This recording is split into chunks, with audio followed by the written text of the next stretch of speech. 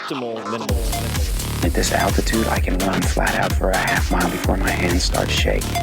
Can I answer your personal question? Now would seem an appropriate time. What if I did the opposite? I'm a cybernetic organism, living tissue over a metal endoskeleton. Tim Ferriss Show.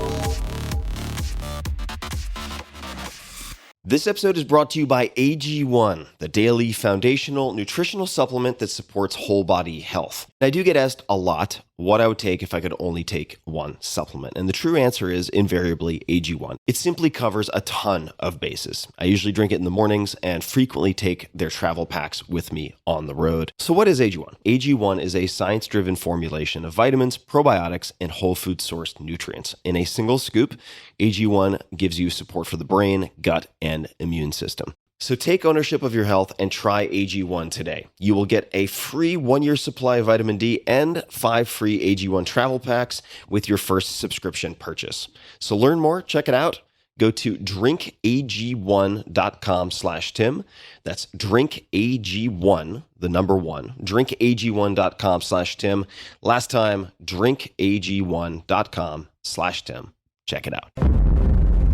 Hello, boys and girls. This is Tim Ferriss, and I'm recording this introduction inside a phone booth, literally, to the Tim Ferriss Show. Welcome back.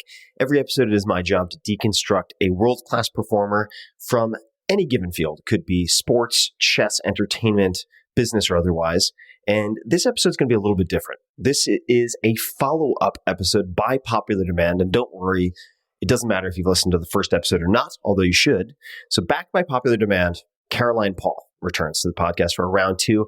She is answering your most popular questions as upvoted. And this is a standalone piece. You can enjoy it by itself. Caroline is the author of 4 published books. Her latest is the New York Times bestseller, The Gutsy Girl, subtitle, Escapades for Your Life of Epic Adventure. I read this. I'm not a gutsy girl. I try to be a gutsy dude, but it is fantastic. It is not necessarily gender specific. And there's a lot to learn from Caroline. So she used to be afraid of a lot of things.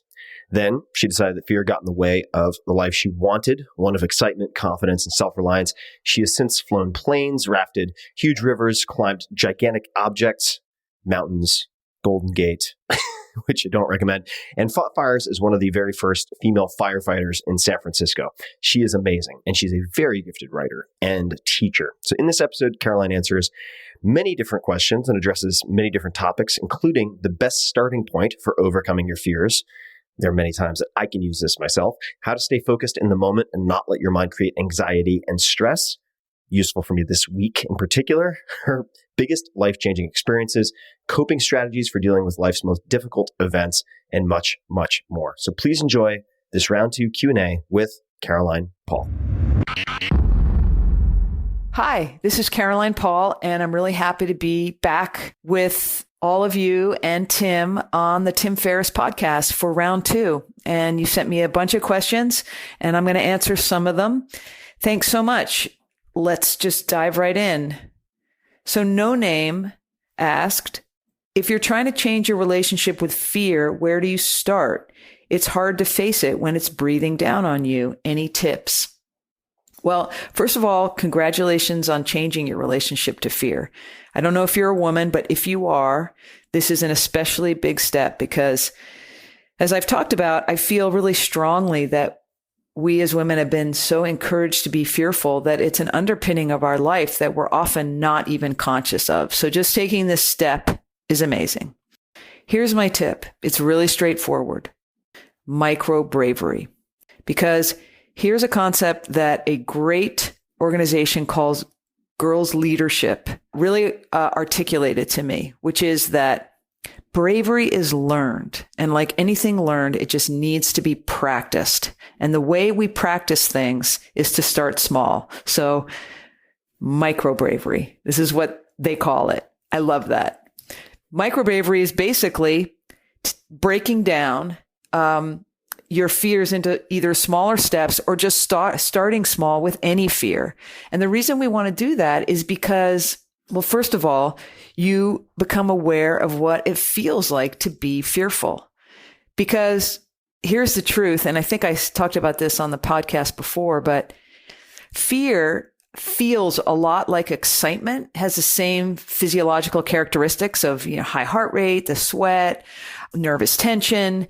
And so often what we do, especially as women, because we're really not taught to discern the nuances of fear, because we aren't taught to value bravery like men are. So we aren't taught to really move through it, is that it feels so similar to excitement that we often mistake the fact that we're not actually completely subsumed with abject fear. We actually are feeling fear and other things: excitement, exhilaration, anticipation, curiosity, things that really will open up our life and that actually is telling us, hey, this new experience is going to be kind of cool.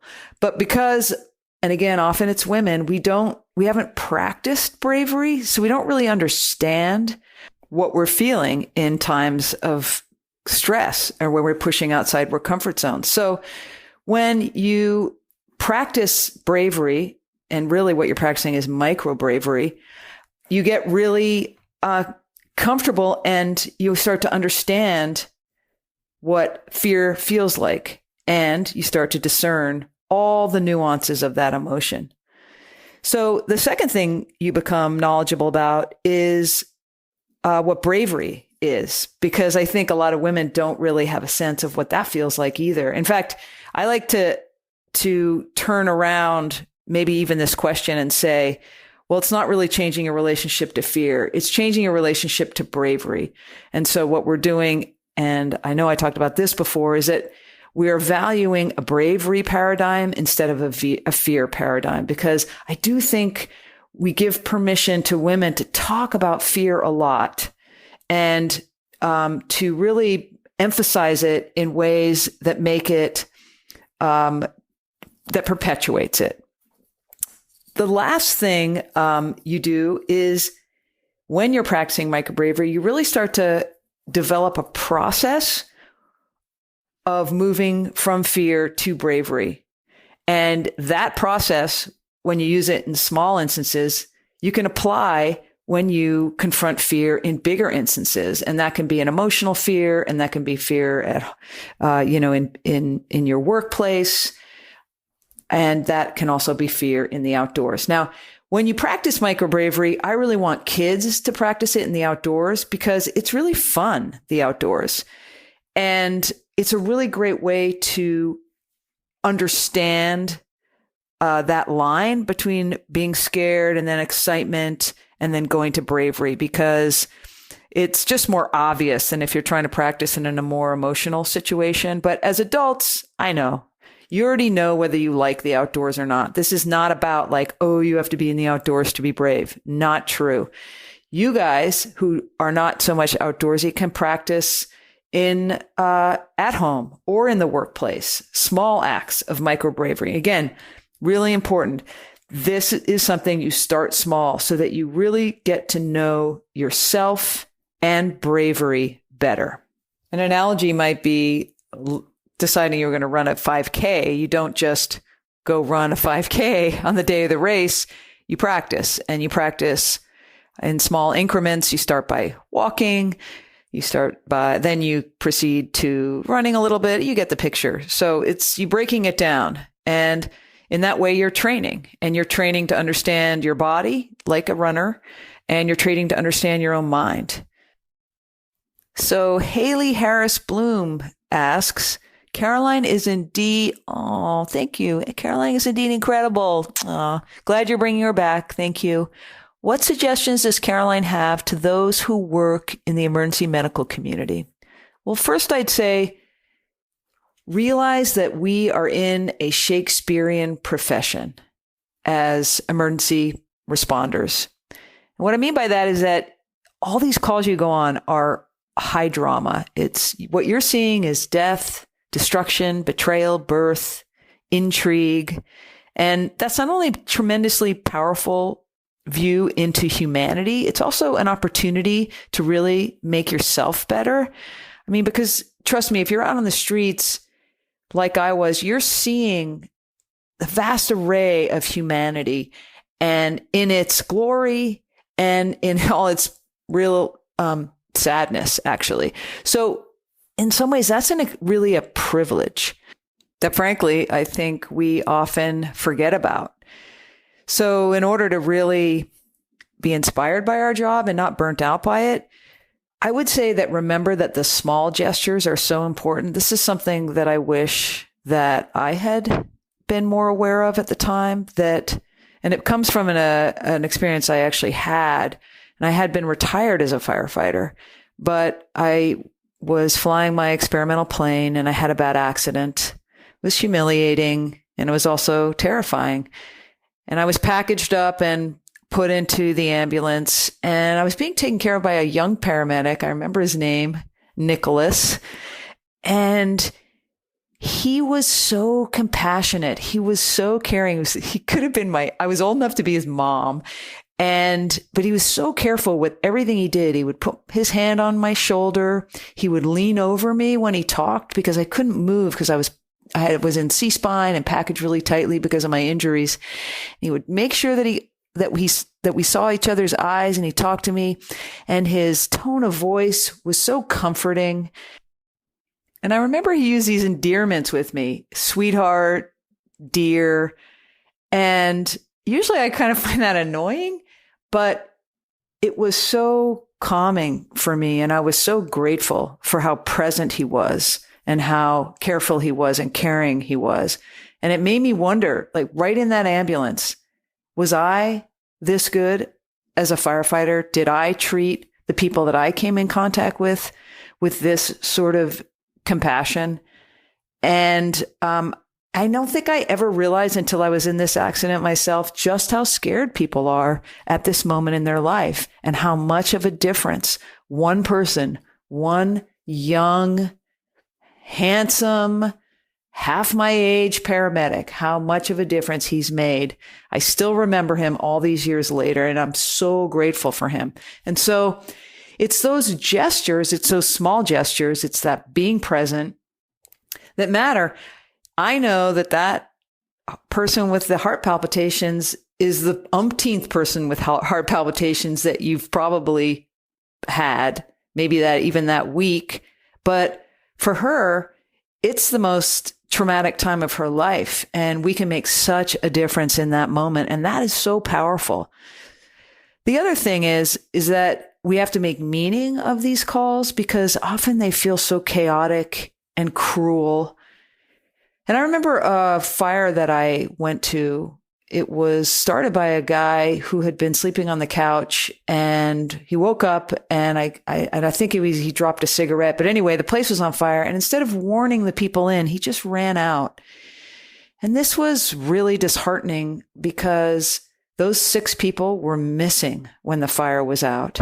And the chief came to us, the rescue squad, and said, "Hey, we got 6 people missing, and we need you to do a search."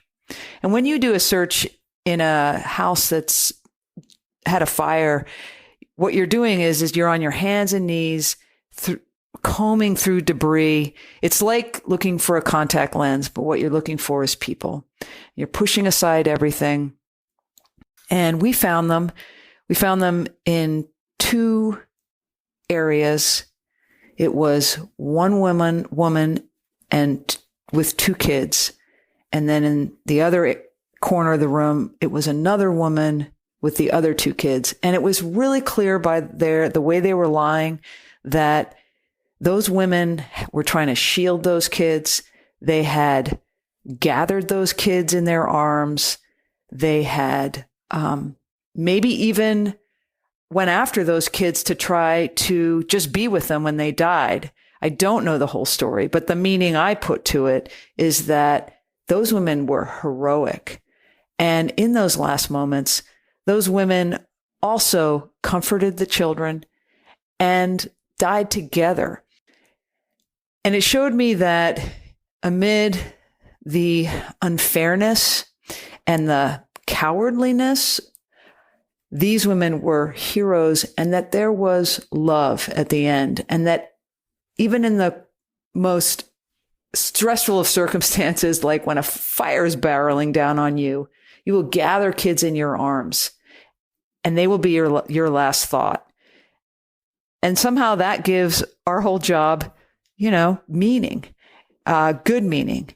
And I think it keeps emergency workers like you and like me from total burnout. Hi, Rebecca Faber. You ask, what's the best gift to get firefighters? I have 2 firefighting brothers, and I want to eventually buy them something that's not booze related. Okay, well, I'm actually not very materialistic, so I might not be the best person to ask this, but I have to say that I do love old fire gear. You can find old nozzles and old fireboxes and old fire extinguishers online and also in flea markets. And so I actually have a small collection myself. I would also say that your brothers would like shirts and ball caps from other fire departments. Stations sell them, at least here in San Francisco, separately. They each have their own distinct logos. And that could be really cool because especially if you walk into a firehouse and ask for this and then have an interaction with a firefighter and tell your brothers about it, that's even a bigger part of the gift. Finally, I'd say one gift that you might not think about, but would be great, and this isn't really for an occasion, but maybe read yourself about the job of firefighting, because I think firefighters would really appreciate when their family members seem to understand a little more about what's going on the job. And you'd be surprised how much you pick up from memoirs and books that talk about what firefighters do, even if your brothers aren't in those departments, even if they're not in a big city department. There's so much similar that happens, partly because the traditions run so deep. So I myself wrote a book about firefighting, and I've read a lot of them. And we often tell very similar stories about what goes on in the fire, the antics in the firehouse, and also some of the horrors of our calls and some of the poignancy of our calls and the deepness of our bond. So reading books would be a gift that you can give your brothers, even though they might not even know it. But do that and give them those sweatshirts. Jeff Urban asks, how do you stay rooted in the present? You seem very focused.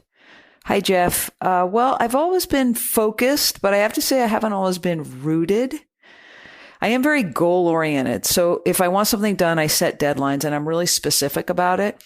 So for my books, if I want to have a book bought, so then I plan my book proposal and I say, when is it going to be done? And I stick to that. And if necessary, I write it down so that I really know. So it's not just a mushy idea in my mind. It's there on the paper and I can see it. It's called sort of how many by when you're really specific about your goals. I think that's really important. I don't have a meditation practice or a breath practice. I wish I did. I do it sometimes. But what I do have is a really structured day. And so I get a lot done because I don't get distracted a lot. And by the way, there is a flip side to this, which means I can be inflexible. And that's something I'm working on because I think that there is value in being looser, even though in my life I've gotten a lot done by being more what Wendy, my partner, calls rigid and I call disciplined, or as you call it, focused. The other thing I do, and this may lead a little more to rootedness, is that I don't schedule too much in a day. I always put in a padding between things because that means I'm not frazzled. And I think frazzled leads to unrootedness. You might still be focused when you're frazzled, but you're not going to be rooted. It's probably one of the reasons that I like adventures so much, because I think that's where focus and rootedness intersect, because I can be outside and that's where I often find my rootedness. And a lot of times the high adrenaline of the situation will really make me focused. So for instance, when I'm surfing, and I'm not a good surfer, but I really love being outside in the water and I'm a really competent paddler and swimmer. So I find that's where I get most rooted and most focused, because I'm focused because I'm not that good and I don't want to get hammered by a wave. I'm always looking and, scrapping over a wave, scrabbling over a wave, trying not to fall off the lip, trying to get over when I'm going out, if there's no channel, which often there isn't. And then if I'm actually trying to catch a wave, it's paddling, looking back, paddling. And that's all I'm thinking about. I'm not thinking about anything else. I am super focused, and I'm rooted because I'm really physically rooted in my body and also to nature.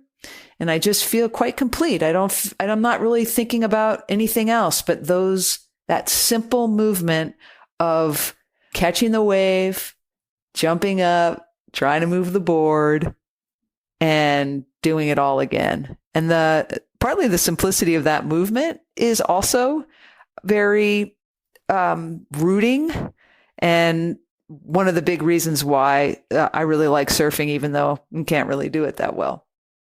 And one other thing a habit I have that I think really helps keep my day focused is that when I have to go somewhere, I don't think of the time I have to be there. I think about the time that I have to leave to be there.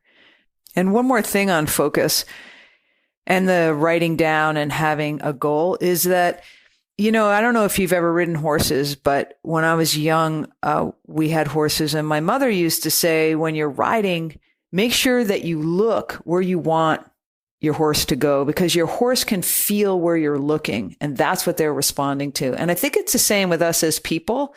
We need to always have our eye on where we want to go. When we take our eye off that, we are going to veer away from that path. So if I'm veering away, not getting something that I want, that I'm focused on, that I'm working hard towards, I really look like, is your eye really on that? Really? Because your horse is going the other way. And it's really helpful. So thanks, Jeff. I appreciate that question. The next question is from Kainan Antos. I'd be interested to know what your coping strategies are for being exposed to horrific human events. How do you persevere? Well, as a firefighter, one thing I came away with was a realization that tragedies are the result of a series of small forks in the road. They're not usually just one sudden catastrophic event. Preceding them has come a series of small decisions that have led up to this one big moment.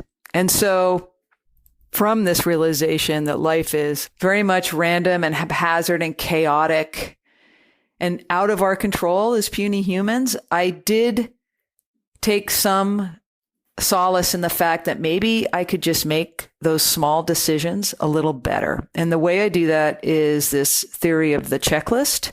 It's something that doctors have come upon quite recently and that pilots have been using forever, which is the idea that even as experienced as you are, you need to stick to a checklist in certain decisions.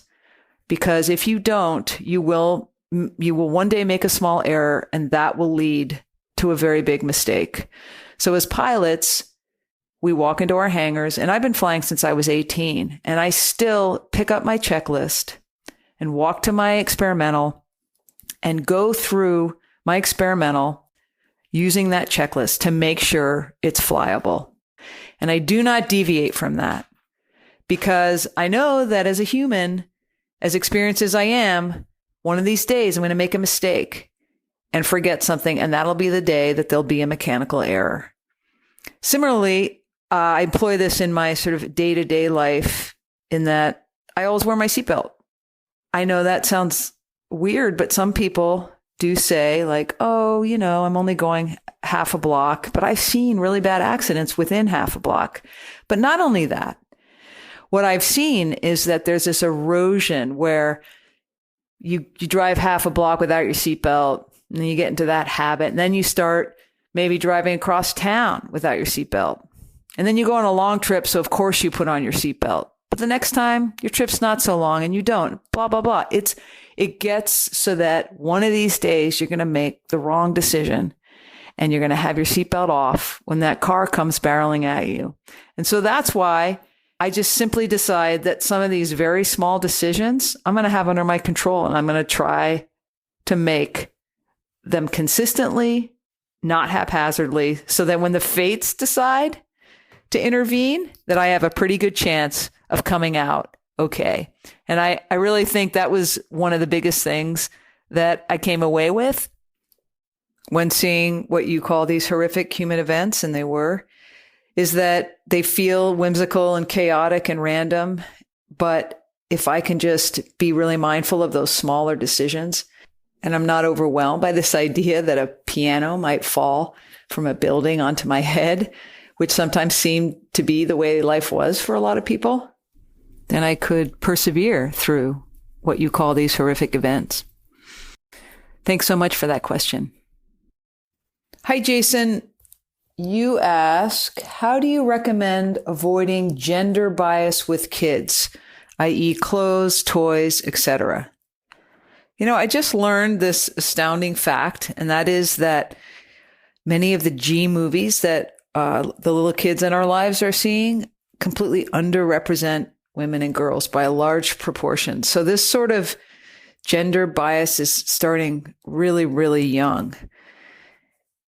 The statistics said that even in crowd scenes, women make up only 17%. And even the animals that are in kids' movies are portrayed as male. And to me, that's just, it's kind of mind-blowing how we begin to undervalue and underrepresent girls and women at such a young age and in every single corner of life, even a crowd scene. Anyway, so that's what we're up against here when we're talking gender bias. I don't really have any quick solutions for this, except to say that we should also be very aware that it starts at home. You and I are both guilty of this. I think I might have talked about this in the previous episode, but studies show that we treat our girls differently than our boys, for instance, on the playground. We caution them much more, even though they're physically as equal as the boys.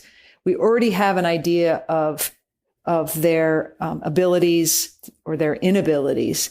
And we are telling them in all these different ways. So understanding ourselves.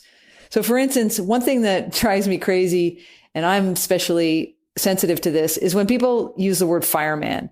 And I know it's only 3 letters, fireman, but when you say add the man to fireman instead of firefighter, what you're giving to kids is just this picture of a man all the time as a firefighter. And it really doesn't sink in, even now that women are firefighters.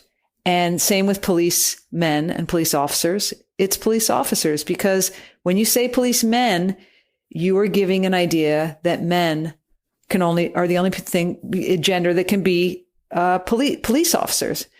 So we have to start at home. After all, this behemoth that we're fighting, that's the media, is really hard, even for us to discern.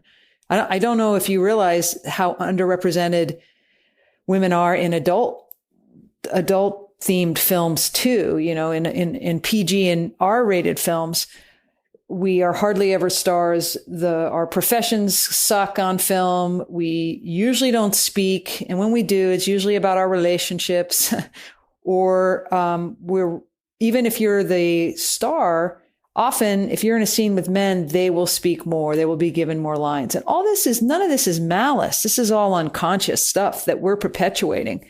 And then our kids see, and then they grow up with. And I have to emphasize that we really need to teach our boys too about this. And I wrote an essay on this for TED.com. But one thing is that we really want our boys to be reading books about girls, not just girls reading books about boys. And again, this is just to broaden their idea of what the genders can do. And I got a letter actually from a woman who bought Gutsy Girl for her niece because she said that her niece was, quote, scared of her own shadow. And she thought that this book would inspire her. And they read it. The niece came and visited and they read it together. And I'm sure they thought the writing was awesome and and that the stories were good. But really, the change that came over her over that week was less from actually just sort of reading a good book than being inspired by role models, for one. And for two, the fact that this concept was introduced of gutsiness that suddenly this girl understood that there was this idea of how she could be. And she began even using that nomenclature. And her aunt sent me a photo of her in a tree that she had climbed, looking super proud, and said that she had also been petting animals and learning to hit a tennis ball and things like that, which really opened up this girl's life. And so having role models and giving kids more concept than the narrow ones we get from the media, also super important. Hi, Katerina. You asked, you shared so many adventures in the first episode, but I feel like you have so many more. What adventures have been most life-changing for you and why? I feel like I've spoken about the obvious life-changing ones, the ones where I rarely escaped death or injury. I wrote about most of those in The Gutsy Girl, and I talked about them. So on a subtler level, I will say, by the way, that most adventures offer me one or more epiphanies, which is why I do adventures. But what I remember is when I went on a sea kayak trip down the coast of Baja. And I wasn't an expert sea kayaker, and neither was my friend. But we read this book that this woman had written about her own sea kayak trip down Baja. And she listed the routes, where you would pull into camp, what you would need to bring, how'd you get down there. And we followed that book to the T. And we had our own just great adventure because it was Baja, which is just rampant wilderness. We saw nobody for the first 7 days of paddling. And we had to bring all our water, and it was pristine ocean and so much wildlife. And really, it was just a huge adventure. And it wasn't like we were expert sea kayakers. We had taught ourselves how to navigate. But I remember on the second leg, so we did one 7-day leg, and then we pulled out, hitchhiked back to our car, drove down to another part of Baja, and did another trip that she had outlined for us in her book. And we ran into these group of expert sea kayakers. They were from the Bay Area. They were a paddling association, and they asked us with quite a bit of disdain, do you know how to roll? And both Trish and I looked and like, no, we don't know how to roll our fully loaded with water sea kayaks. And they said, if you don't know how to roll, you shouldn't be down here. And at first I was really taken aback and thought, wow, I wonder if they're right. And then the more I thought about it, the more I realized that I could understand their point. They were basically saying you can't be a Yahoo when you go on trips. We were already kind of Yahoos. We were doing this from a book, but we were also competent. We knew how to paddle. We knew how to swim. We were really good outdoors people. We had taught ourselves to use a compass on a kayak. We understood the weather. This was well before cell phones. But in fact, we had really taken care of pretty much everything. And rolling was not, it would have been great, but it wasn't something that should have stopped us from this trip. And what I remember thinking is, wow, I bet there's a lot of people who stop themselves from doing things because they just don't think they're expert enough. And while I think you need to be really sure that you can handle things, you don't have to be an expert on everything. There is a point where people are like planning and preparing, and they never actually do their adventure, or they just never do their adventure because they don't think it's possible for them. When it is possible with a book and with the right mindset, the right adventure partner, and the right basic set of skills. I guess Tim talks about this. Like, what is the stuff what is the percentage of thing you need to know, the least percentage, in order to have the best time? And I think that rolling was not part of that. And years later, in fact, I went on a sea kayak trip with 2 friends. And again, we just looked at maps and went from island to island in Belize. And this time we were on sit-on tops. And sit-on tops have no deck. So, rolling is not even part of the equation when you sea kayak like that.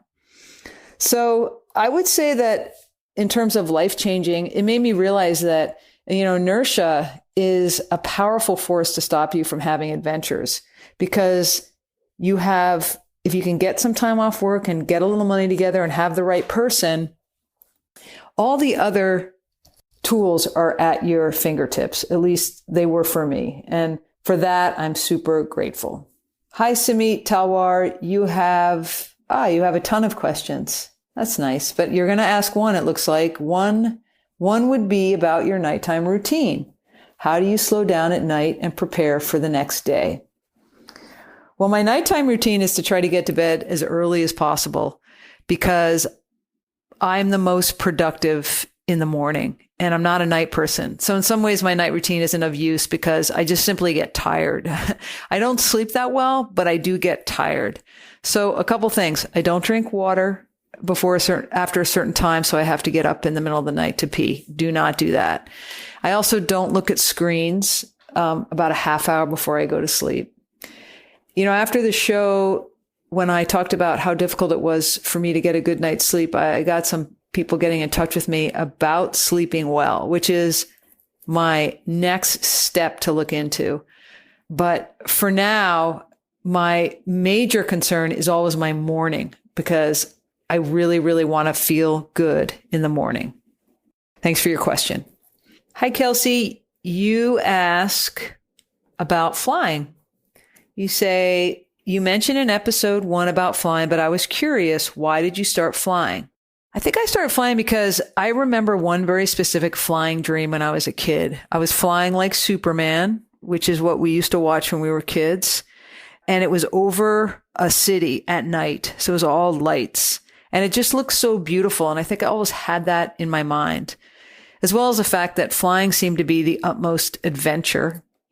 And I had heard of Amelia Earhart when I was a kid. She was a female adventurer. So I think that also meant that for me, flying was an option. I mean, I had this great role model of outdoor adventure. So I began flying Cessnas when I was 18.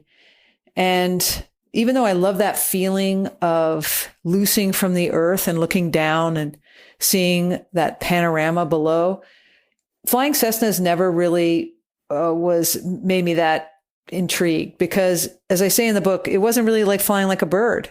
It was more like flying in a can of soup. So I changed to paragliders, which was a new sport at the time when I picked it up, very new. And it had been invented by climbers who wanted to get off a mountain without having to climb down. So they basically designed this sort of wing-like parachute and that has a good glide ratio. So I flew paragliders for many years and I loved it because it was silent and you really did feel like you were flying like a bird. I flew in Mexico and in Brazil and along the cliffs in California. And then at some point I decided, after I'd had many knee surgeries from being a firefighter, that I should probably switch to powered flight again, but not Cessnas because they didn't interest me. And I'd long been intrigued by what they called then ultralights. And so I became a pilot of these hang gliders with go-karts underneath them and lawnmower motors is basically what they look like. And that's what I fly now. And I love it. It's exhilarating to look down on the earth from that perspective. And the thing about weight shift trikes, which is what we call these hang glider type contraptions, is that you can fly very low and slow. So you see a lot of things. I see coyotes. I see leopard sharks. I see incredible mansions over in the Napa Valley and see all different kinds of landscapes. The ocean, the sort of rolling hills of California, and lots of vineyards. So it's a beautiful way to get a perspective on things. And when I go flying, I often feel like all my problems are so small because I see from above just how big the world seems and how insignificant I do. And that's a perspective changer for me. The thing about flying, though, is that it is kind of lonely because when you're up there, you are very alone. If something happens, nobody can help you. And it's sobering that way, but it's lonely in a sort of existential way, which I think I've always liked. And then there are moments when you do remember that you're actually not alone up there. I remember when I heard over the radio a pilot calling in a mayday. He had something wrong with his plane. I don't remember what it was, but he was going to come in a straight in landing to the airport. Could everybody please get out of his way? And you could hear the tension in his voice and the trepidation. And then another voice came on, and it was another pilot. And he said really calmly, "Hey, buddy, you're going to be fine. Just remember to use your checklist. Remember to, da, da, da." And I remember thinking, oh, okay, even in the most loneliest, scariest moments, somebody can come in, calm you down, and remind you to do the right steps, because this is the time when you're liable to make a mistake. I myself had engine issues once, and I remember watching the temperatures rise on my panel and thinking, I'm going to have to ditch, but ditching is not really the right word when you're talking about a hang glider with a motor. We do have a glide ratio. But I was still going to have to make an emergency landing if I didn't make it to the nearest airport. And I knew where the nearest airport was. So I thought, I really don't want to make an emergency landing. I've done those before and they can get really hairy. So let's try to make it to the airport before my engine seizes. So I'm looking at my instrument panel and I'm heading right to the airport, and I call in like that other guy did, keeping my voice as calm as possible, saying, I have an engine problem. I'm coming straight in. Please clear the way if anybody's in the traffic pattern. And it was a rinky-dink airport, and it was dusk, and no, I didn't get that soothing voice over the radio telling me that everything was going to be okay. I didn't get anybody. Nobody heard me. I land. My engine does not seize. It's completely overheating, though. I get out. I'm so relieved. And I look over and I see a light in a hangar, and I walk over and I say as nonchalantly as possible, yeah, I had a little difficulty, had to make an emergency landing here. And he said, oh, come bring your plane in. You can keep it here overnight and I'll take you back to your airport. And of course, when you're a pilot and you're hanging with other pilots, that doesn't mean you get in a car. It means you get into his super trick, low wing, aerobatic plane, and he flies you back to your airport.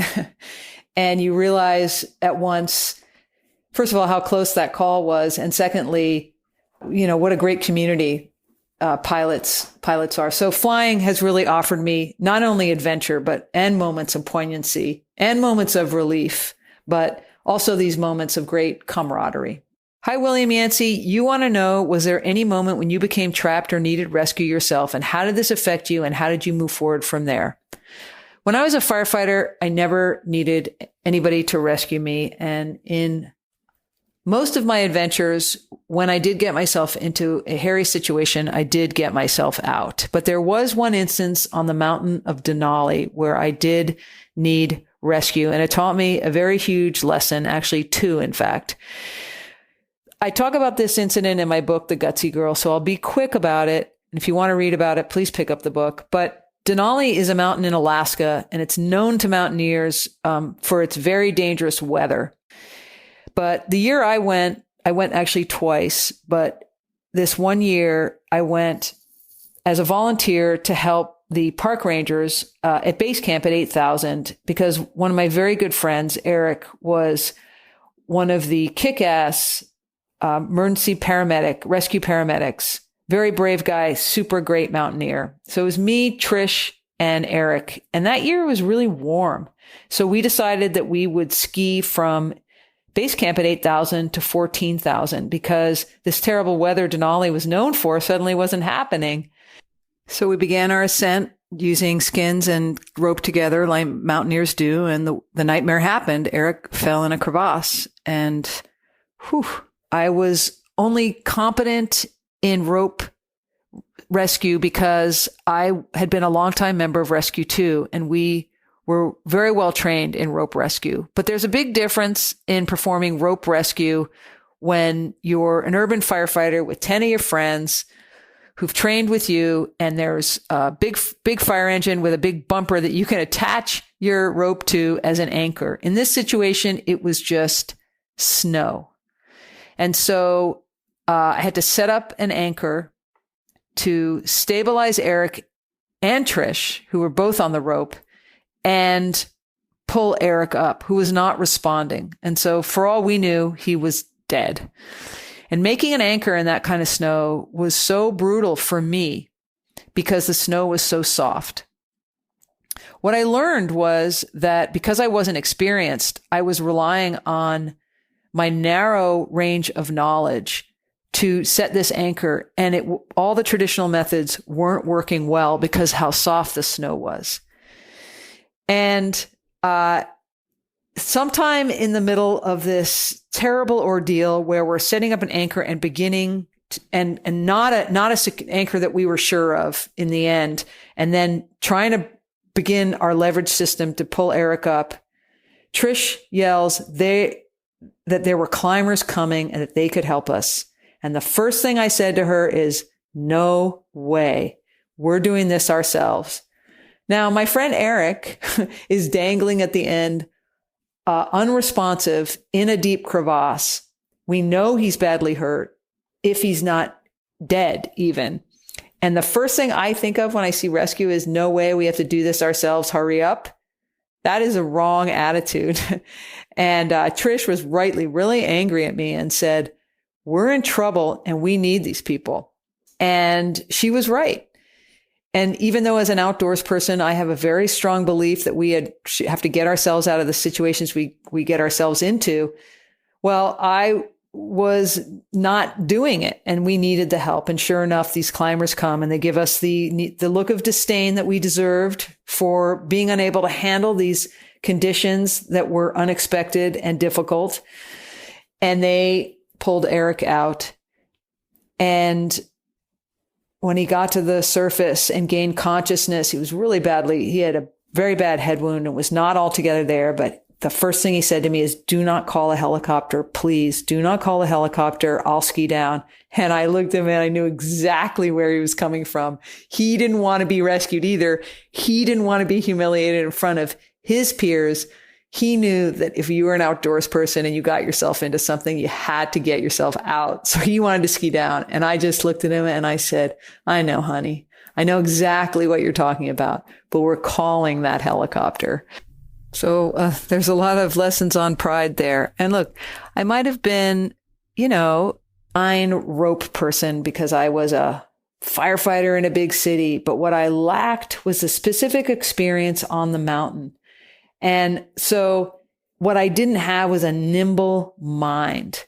I kept trying to use the techniques that I had been taught in crevasse rescue because I had done some practice crevasse training, of course, but I kept using those same techniques that I had been taught to try to set this anchor that took so long to set because of the terrible snow, when I should have immediately been way more nimble mentally and seen that what I was doing wasn't working and that I would have to get creative. And the way you get creative, and what any really good mountaineer would have done, she would have immediately taken off her ski and seen what her ski could do and buried it in the snow and used that as an anchor. Because when you bury a ski perpendicular to the snow, it acts like what we call a dead man, a completely secure anchor because of the way that it leverages against the snow. You bury it perpendicular, so any pulling on it, it just that ski will not dislodge no matter how soft that snow is. But of course, I wasn't that mountaineer. I was a person who learned by the book and was trying to execute by the book, even though nothing about the situation was by the book, as they never are in the wilderness. And what I learned now, if I ever get myself into that situation again, I will be very quick to see whether I am simply trying to do the same lame thing over and over, or whether I should be trying to think outside the box and blow apart the box that I've been taught to find new creative ways to get myself out of that situation. And that's when you ask, what did I take away from that? Those are the two things. Pride and get creative, because what you learn in perfect situation is not going to be what you can apply when things hit the fan. And on that note, I'll wrap it up. You guys sent more questions, but they pretty much covered all that territory. So thanks so much for listening. I can't tell you how much I appreciate it. Thank you. Hey guys, this is Tim again. Just a few more things before you take off. Number one, this is 5 Bullet Friday. Do you want to get a short email from me? Would you enjoy getting a short email from me every Friday that provides a little morsel of fun before the weekend? And 5 Bullet Friday is a very short email where I share the coolest things I've found or that I've been pondering over the week. That could include favorite new albums that I've discovered. It could include gizmos and gadgets and all sorts of weird shit that I've somehow dug up in the world of the esoteric as I do.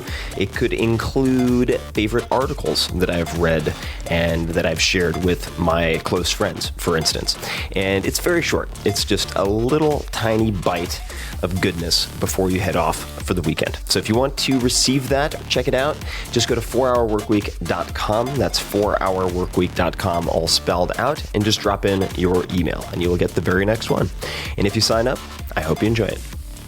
This episode is brought to you by Wealthfront. Wealthfront is the future of financial advice. They've become incredibly popular among my friends in Silicon Valley and across the country because they provide the same high-end financial advice that the best private wealth managers deliver to the ultra-wealthy, but for any account size and at a fraction of the cost. For instance, they monitor your portfolio every day across more than a dozen asset classes to look for opportunities to rebalance or harvest tax losses. Now, would you do the same? Are you doing the same? Probably not. And the power is in the software. Wealthfront now manages more than $4 billion in assets, which is up from around $2.5 billion when they started advertising on this podcast. They're growing incredibly quickly. Unlike old-fashioned private wealth managers, Wealthfront is powered by innovative technology, making it the most tax-efficient, low-cost, hassle-free way to invest. They don't have bloated sales teams or retail locations, so they can deliver all of this sophisticated financial advice and these services at a fraction of the cost of a traditional financial advisor. So at the very least, go to wealthfront.com/Tim and take their free risk assessment survey. It only takes a couple of minutes, and Wealthfront will recommend a personalized portfolio of investments. In other words, they'll tell you exactly where they would put your money. So even if you don't use their service, you have a huge leg up, and you have additional information for making good decisions. They use investment theory to automate good financial behavior and decisions that people typically don't make, but should.